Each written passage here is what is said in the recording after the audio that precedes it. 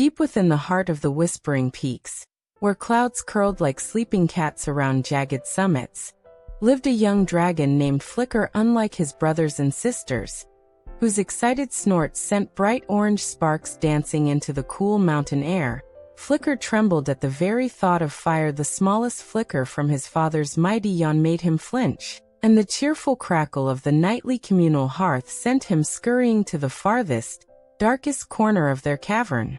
Home his scales, a shimmering blend of sapphire and emerald, seemed to dull with shame whenever the others effortlessly lit torches or warmed their claws. His mother's gentle coaxing and his father's booming demonstrations only tightened the knot of fear in his chest. He felt broken, a dragon without his essence, watching the warm glow illuminate his family's faces while he remained cold and separate in the shadows one moonlit night. The weight of his difference became too heavy. Watching his siblings playfully chase fireflies they'd ignited themselves, a deep loneliness washed over Flicker silently, tears like liquid moonlight tracing paths down his snout.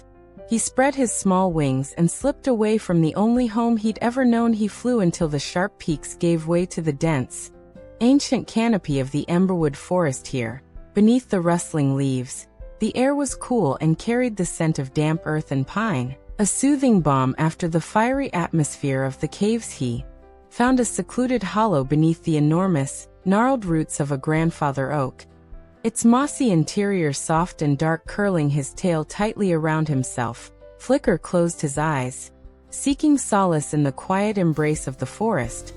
Far from the terrifying dance of flames, life in the Emberwood was utterly different. Flicker discovered a world vibrant with creatures who knew nothing of dragon fire. He met Bramble, a kind-hearted badger with a nose for the juiciest berries, who shared her bounty.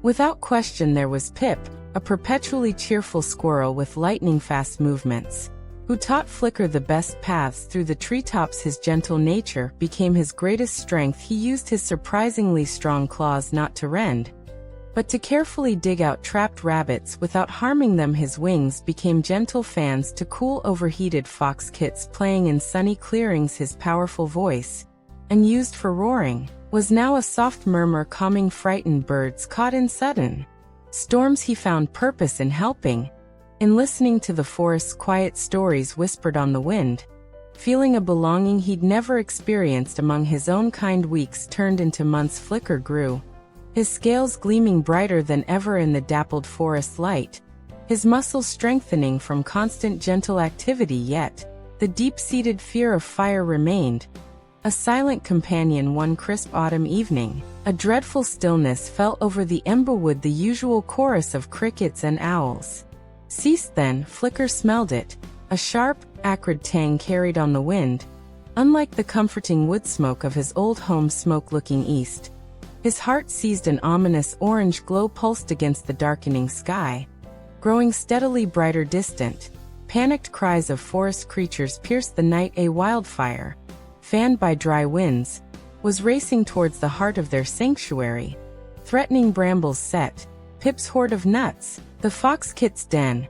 Everything Flicker had come to love. Chaos erupted. Animals stampeded past his oak tree hollow, eyes wide with terror. Bramble struggled to shepherd her young nieces towards the river, her movements frantic. Pip chattered hysterically. High above Flicker stood frozen, the terrifying glow reflecting in his wide, fearful eyes. The heat, even from this distance, pricked at his scales, awakening the old, familiar dread. He wanted to flee deeper into the forest, to hide as he always had. But then he saw the small fox kits huddled together, trembling under a bush, directly in the fire's path. He heard Bramble's desperate grunt as a fallen branch blocked her way. His friends, his new family, were facing annihilation. A fierce protectiveness, hotter than any flame he feared, surged through him, momentarily eclipsing the terror. He had to act. The heat intensified, a physical wall pushing against him as he raced towards the advancing inferno. Embers rained down like deadly fireflies, stinging his hide. The roar of the flames was a monstrous, consuming sound. Desperation clawed at him. He couldn't breathe. Fire to fight fire. What could he do?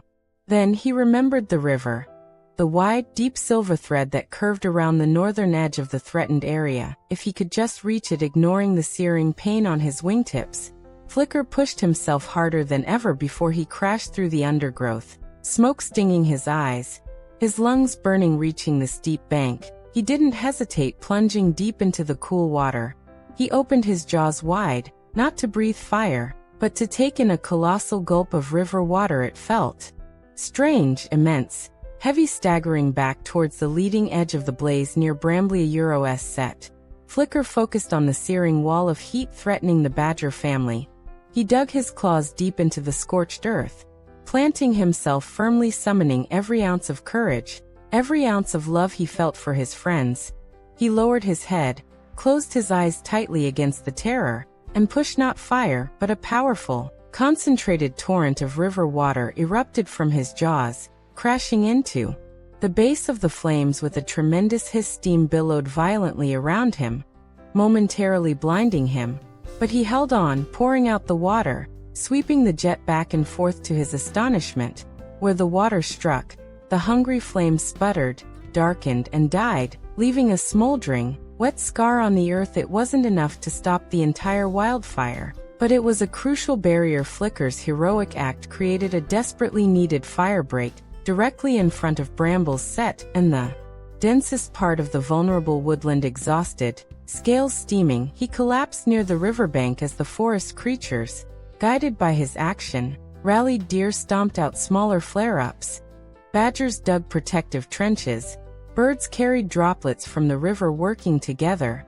Guided by the little dragon who used water instead of flame, they managed to hold the line until a sudden, drenching rain finally swept in, quenching the last of the blaze. Flicker lay panting, utterly spent, but watching the relieved faces of Bramble, Pip, and the foxes gather around him, their eyes filled with profound gratitude. He had faced the fire, not with its own weapon, but with his own unique strength. News of the water-breathing dragon, who saved the Emberwood, eventually drifted back to the whispering peaks on the wings of migrating birds. One twilight, a familiar shadow passed over Flicker's oak tree. His mother landed gracefully, her eyes searching the forest floor until they found him. There was no disappointment, only awe and a love deeper than any cavern. Little Ember, she whispered, using his old hatchling name, her voice thick with emotion. We heard what you did." Flicker looked at her, then back at the forest, at Bramble nudging his wing affectionately,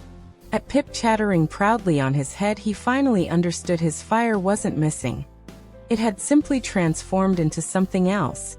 Courage, compassion, a fierce love that could command water itself. He wasn't broken. He was different, and his difference was his greatest gift. He had found his true flame, not in the heat of a blaze, but in the cool strength of his own brave heart, forever protecting the place he called home.